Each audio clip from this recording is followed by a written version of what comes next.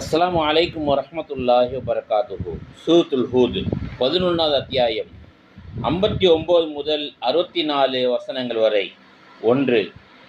அகந்தை, இறைமறுப்பு மற்றும் நபிமார்களை நிராகரித்தல் ஒரு சமூகத்தின் வீழ்ச்சிக்கு காரணமாக ஆகிவிடும். 2. மனிதன் பூமியை நன்மைக்காக பயன்படுத்த வேண்டும், பூமியில் அநியாயமும் அழிவும் செய்யக்கூடாது என்றும். 3. உண்மை எது என்பதை அறிந்து குர்ஆன் சுன்னா அடிப்படையில் நடக்கப்பட வேண்டும் என்றும். 4.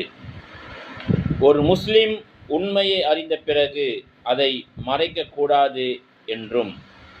5. அல்லாஹ்வின் அடையாளங்களை மதிக்கப்பட வேண்டும் என்றும் அல்லாஹ் ரப்புல் ஆலமீன் திருமறை குர்ஆனில் சொல்லி காட்டியிருக்கின்றான்.